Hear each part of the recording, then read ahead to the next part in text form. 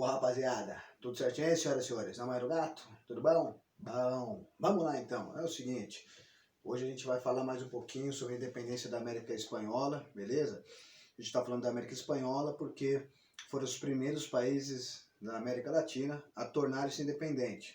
Lembra? Influenciado pelo iluminismo, eles aqui vão aplicar essas ideias, certo? Claro, o mundo inteiro vai ser influenciado e aqui no Brasil também. Mas primeiro acontecem as independências da América Espanhola, tudo bem? Então, na aula passada a gente falou sobre Haiti, que na verdade foi uma independência da França, porque a França tomou uma parte da América da Espanha. O Haiti, que foi a primeira república da América Latina, a segunda república da América toda, e o primeiro país a acabar com a escravidão. Interessantíssimo, certo? Só que isso causou um medo muito grande no resto da América, porque imagina se isso vira exemplo para a América toda, os escravos se revoltarem. Isso causava um medo, principalmente nos donos das riquezas, que não era quem trabalhava, quem trampava eram os escravos, mas eles não tinham acesso a riqueza nenhuma.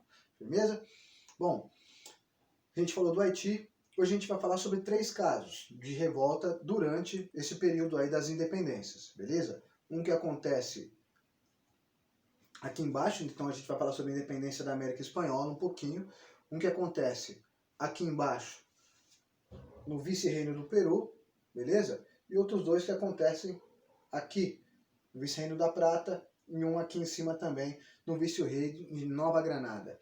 Vamos lembrar o seguinte, ó, vocês estão vendo a América aqui, e a América Espanhola, ela era dividida em vices-reinos, beleza? Vices-reinos, porque o reino estava lá na Espanha. Então aqui você tem uma parte de como era a divisão da América Espanhola. Então, ó, vice-reino de Nova Espanha, vice-reino de Nova Granada, vice-reino do Peru e vice-reino do Rio da Prata, beleza? Esse aqui é o mapa atual. Então você tem a divisão hoje dos mapas dos países. Na atualidade é essa aqui. O que era antes, o que pertencia à Espanha e como é hoje, beleza? Por isso a gente fala América Espanhola, tudo bem? O Brasil está aqui, ó. Se você reparar, ele está aqui. Mas, né, disso que a gente vai falar agora. A gente vai falar sobre a independência dessa região e dessa região. Firmeza total? É nóis. Só que antes de falar da independência dessa região, dessa primeira região aqui, a gente vai falar sobre o movimento indígena. Porque aí vem aquela ideia, né? Pô, mas professor, e os caras aceitavam de boa o domínio, os caras vieram aqui, dominaram e os índios não falaram nada? Não, o tempo todo houve resistência.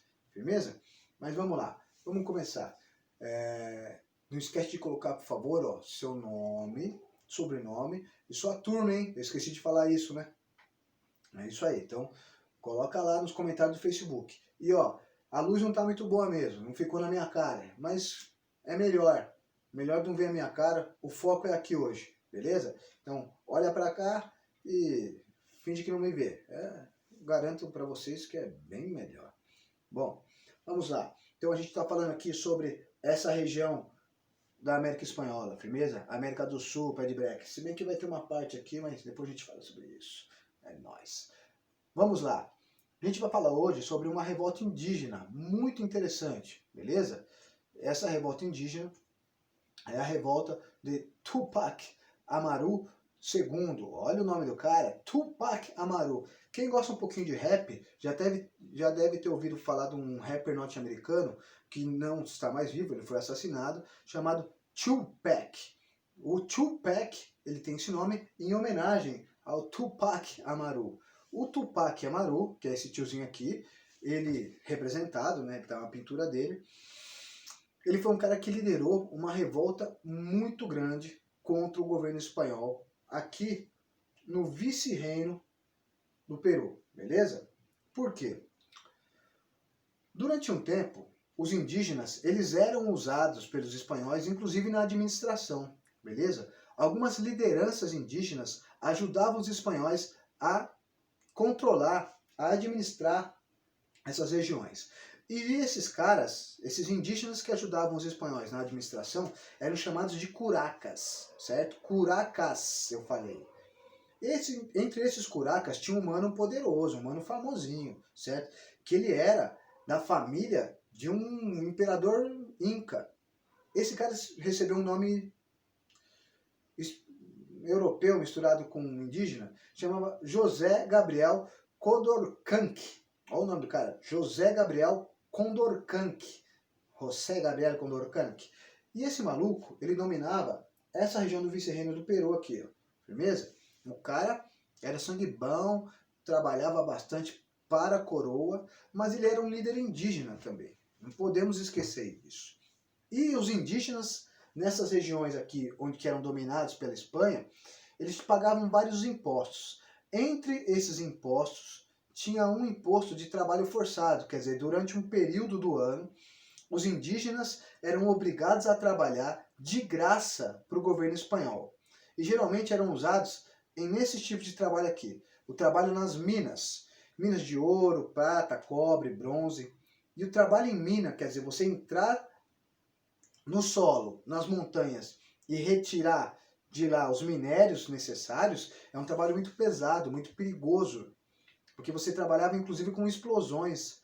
Então, um monte de indígena morria nesse tipo de trabalho. Irmão, o negócio era pesado, certo? Muito indígena que ia trabalhar não voltava. Esse imposto tinha um nome. Esse imposto onde os indígenas eram obrigados a trabalhar um tempo de forma obrigatória, né? Lembra? Para o governo espanhol, se chamava mita. Mita. M-I-T-A, certo? O mita. A mita, desculpa. Mas o cara trabalhava e às vezes não voltava. Quando voltava, voltava doente, zoado. Não conseguia produzir mais. E o pior, quando esse cara estava fora, a população ali, os familiares, ficavam sem um trabalho ali, sem um trabalho dele, sem um braço, sem uma pessoa, sem um trabalhador, beleza? Para terminar de zoar, por volta de 1777, 78, o governo espanhol diz que os caras estão trabalhando pouco. E aí, eles querem cobrar mais impostos, aumentar a mita sobre os indígenas, certo? Mas um cara que era uma liderança indígena, um curaca, que trabalhava para o governo espanhol também, mas era um líder indígena, ele fala, mano, vocês estão de tiração, não tem como trabalhar mais, não. Os caras já estão trabalhando demais, cara. E aí, esse curaca, esse líder indígena que trabalhava para o governo espanhol, esse maluco aqui, ó, o José Gabriel Condorcanqui, ou o futuro Tupac Amaru II, ele fala, ó, não tem como não. Os meus indígenas, quer dizer, os caras que estão no meu território, não vão trabalhar mais, não vão, e ó, quero mais. Ele diz para o governo espanhol, eu quero diminuir o trabalho das minas. Então ele já sabia que esse tipo de trabalho aqui, ele exterminava indígenas. Era uma forma de exterminar, porque os caras não voltavam. Então, o José Gabriel Condorcanqui, ao invés de obedecer o que a coroa espanhola, o que o governo espanhol determinou, ele vai ainda falar não e eu quero diminuir o trabalho, beleza? É óbvio, né, meus senhores, que o governo espanhol vai falar? Não tem essa. Eu quero mais trabalho, eu quero mais imposto. Ele ainda faz um texto bonitinho, fala, olha, até chegar na região das minas, muita gente morre, a caminhada é longa, muita doença, a produção agrícola cai, isso gera fome nos indígenas. Ele tenta fazer isso de forma mais dialogada. Mas o governo espanhol é intransigente e fala, não quero. Vai ter que pagar mais imposto. E diante desse pedido negado, por causa disso então, o José Gabriel Condorcanqui, ele resolve se revoltar. Ele organiza os indígenas que estão sob seu governo e o pau vai comer solto, beleza? Ele então ele vai assumir um outro nome, ele vai passar a chamar Tupac Amaru, que foi o último imperador inca antes do domínio espanhol, certo? Isso aqui, Tupac Amaru II. E aí, esses caras vão se revoltar, vão prender um monte de espanhol, vão matar também, isso é claro, certo? Então, índios, mestiços e afrodescendentes se organizam para tomar o poder na região do vice-reino do Peru, beleza? Aqui, ó. Bom, com isso, então, é óbvio, a gente vai ter o governo espanhol, na hora que ficou sabendo, falou, o quê? Os caras se revoltaram, os indígenas? Não, o governo espanhol não quer perder aquele território e muito menos perder a riqueza, a grana que eles podem ganhar com aquele território. E aí, meus senhores, o governo espanhol manda para cá um exército, cerca aproximadamente, que alguns historiadores falam, 25 mil soldados, é muita coisa. E esses soldados, claro, estão com armas melhores, são mais organizados. E os indígenas, então, são dominados. O Tupac Amaru ele vai ser preso, julgado e condenado à morte. E ele vai ser condenado à morte, o tipo de morte dele vai ser, olha como é a coisa, né? Vai ser horrenda. Os europeus se diziam civilizados, mas olha como eles vão matar o Tupac Amaru. É desse jeito aí. Eles vão arrebentar, vão esquartejar o corpo dele, com cada um puxando para um lado, um cavalinho, e até que o corpo não aguente mais. Beleza? Isso é uma forma cruel. É para mostrar que os espanhóis diziam que estavam levando a civilização para os indígenas. Eu não acho isso muito civilizado. E assim acabou a revolução do Tupac Amaru. Beleza? Líder indígena que não queria, teoricamente, aumentar a exploração. É claro que a gente não pode esquecer que ele trabalhava para o governo espanhol até ele perceber o que estava acontecendo. Bom, a gente falou um pouquinho sobre o vice-reino do Peru. Agora a gente vai falar sobre essa parte aqui e essa parte aqui, o vice-reino da Prata, do Rio da Prata e o vice-reino da Nova Granada, beleza? Bom, a gente vai falar agora sobre um cara extremamente importante no vice-reino da Prata. O vice-reino da Prata é esse aqui embaixo. Esse cara se chama José San Martín. O San Martín é um cara extremamente importante na parte dali da região do Rio da Prata. Por quê? Porque ele ajudou na independência de vários países, beleza? Ele vai ser um cara que foi para a Europa, muito molequinho, foi com 6 anos para lá, estudou na Espanha e foi influenciado pelo iluminismo.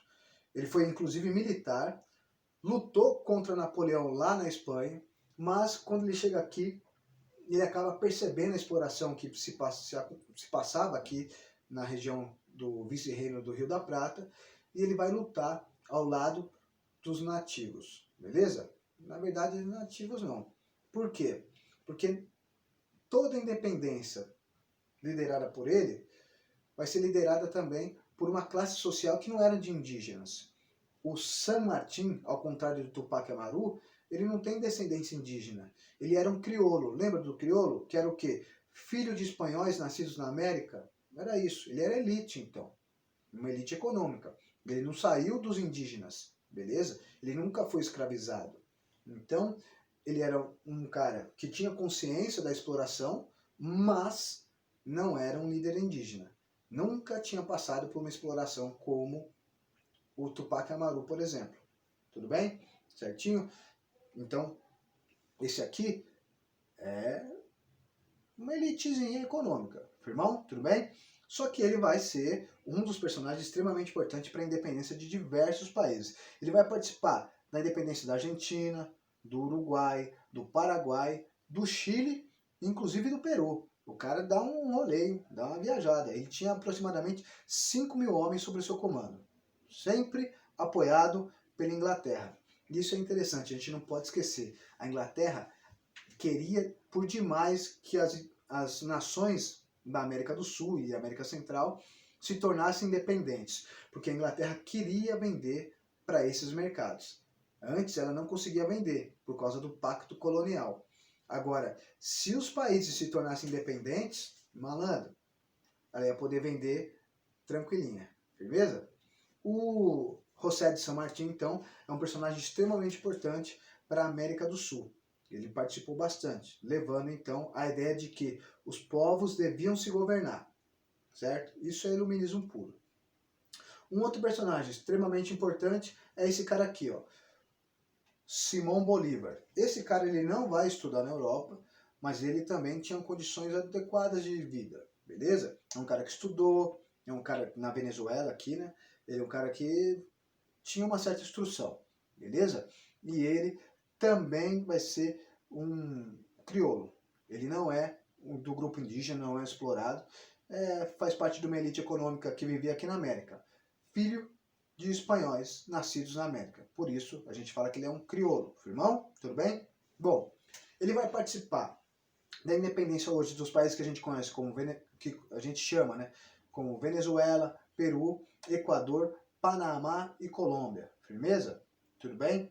Então, se a gente olhar esse pequeno mapa aqui, ó, o San Martín, ele participa dessas independências aqui, ó, Argentina, do Chile, Peru, Uruguai, Paraguai, da Bolívia ele não participa, enquanto o Simão Bolívar ele vai participar aqui, ó, Venezuela, Colômbia, Equador, Peru vai participar e da Bolívia, beleza? Então, nós temos aqui na parte da América do Sul esses dois personagens, tanto o José de San Martín quanto o Simão Bolívar, sendo extremamente importantes para a independência desses países, beleza? Só que o Simão Bolívar ele queria uma coisa ainda maior.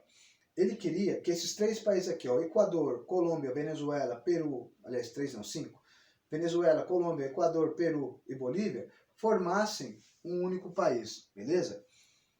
No início, ele até tem algumas ideias das pessoas, eu concordo, tá? Mas ele não consegue juntar todos, mas ele consegue juntar alguns, beleza? Ele consegue juntar o Equador, a Colômbia e a Venezuela.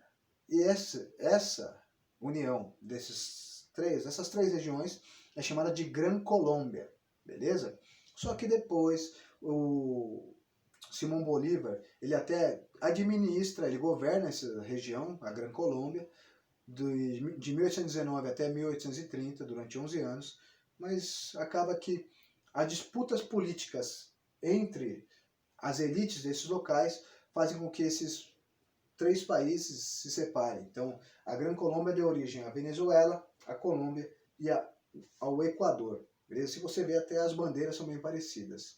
Tá bom? Bom, a gente falou um pouquinho então sobre a independência da América do Sul. Falamos de três personagens. Tupac Amaru, que liderou uma revolta indígena. José de San Martín, que ajudou bastante na independência dos países aqui na América do Sul. E do Simão Bolívar, que pensava no quê? Na união dos países da América do Sul, pelo menos dos países espanhóis, para tentar fortalecer, certo? Essa era a ideia que o Simão Bolívar queria. Ele queria um país forte, ele vai pensar como os Estados Unidos, beleza? Onde vários países unidos sob o mesmo governo, tá bom? Mas essa ideia de Simão Bolívar, que a gente chama de bolivarianismo, não deu certo por causa das disputas políticas entre os países, entre as elites. Beleza? Tudo bem? Bom, aqui a gente falou então um pouquinho sobre a independência da América do Sul. Próxima aula, independência do México, rapidinho. E vamos tentar matar logo o nosso conteúdo para ajudar vocês na apostila 3. Tudo que está sendo falado aqui vai ajudar vocês na feitura da apostila número 3. Firmeza? Tá ótimo? Então, qualquer dúvida, põe lá. Qualquer dúvida no comentário que eu tento responder logo de pronto. Firmeza total? Aí, espero ter ajudado. Senhoras e senhores, muito obrigado pela atenção e paciência. Me desculpa se eu não proporcionado. Vai de leve na manguaça da Marília. Não saia de casa que não acabou ainda a orelha seca. E se precisar sair mesmo, ir pro Fantástico ali comprar um Dolly e um corotinho, põe a máscara. Firmeza? Se cuida. Fui!